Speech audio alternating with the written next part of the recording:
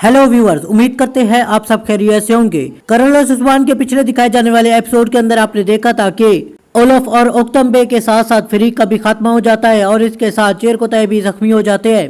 और इस किस्त का इख्तिताम इस बात पर होता है कि उस्मान बे और नईमान आपस में एक दूसरे को मारने की धमकी भी दे चुके होते हैं। लेकिन किस्त नंबर 119 के ट्रेलर में ये दिखाया जाता है कि नईमान और सुल्ताना आपस में मुलाकात करते हैं और यहाँ पर नईमान सुल्ताना को कहता है कि उस्मान बे अब उसका मातहत होगा। यकीनन इसके पीछे उसकी कोई ना कोई चाल जरूर होगी। आज हम इस वीडियो में भी इसी बारे में बात करेंगे कि नईमान की इसके पीछे क्या चाल होगी और उस्मान बे इसके मातहत क्यों होंगे। लेकिन उससे पहले हमारी आपसे गुजारिश है, अगर आप हमारे चैनल पर नए हैं तो हमारे चैनल को सब्सक्राइब करना ना भूलें। दोस्तों, पिछले एपिसोड के अंदर नईमान के दिमाग के अंदर एक बात तो वाज़ेह हो चुकी होगी और वो ये होगी कि उस्मान बे को मौत का कह कर डराना बेहद बेवकूफ़ी वाली बात होगी, क्योंकि उस्मान बे मौत से डरने वाले नहीं है, ना ही उसके सिपाही डरने वाले हैं। तो इसी वजह से वो एक नई चाल चलेगा और नई चाल ये होगी कि वो यैनीशहर और बाकी तमाम तुर्कों के कबीलों से बच्चों को अगवा करना शुरू कर देगा और उसका सबसे बड़ा मकसद ये होगा कि वो उस्मान बे के बेटों में से किसी को अगवा कर ले जिनका नाम अलाउद्दीन और ओरहान बे है। और ये आपने ट्रेलर के अंदर भी देखा होगा कि वो इन दोनों को पकड़ने के लिए अपना भेष बदल कर वहां पर पहुंच जाता है। क्या वो इस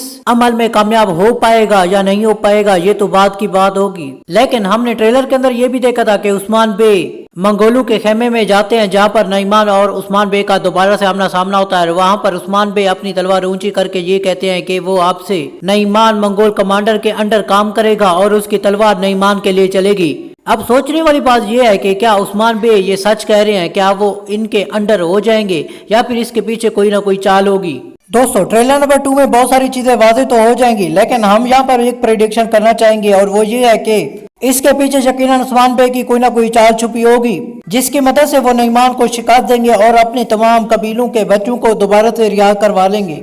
आप भी कमेंट बॉक्स के अंदर अपनी प्रेडिक्शन जरूर बताएं। अगर आपको हमारी वीडियो पसंद आई है तो इसे लाइक और हमारे चैनल को सब्सक्राइब करना ना भूलें। शुक्रिया।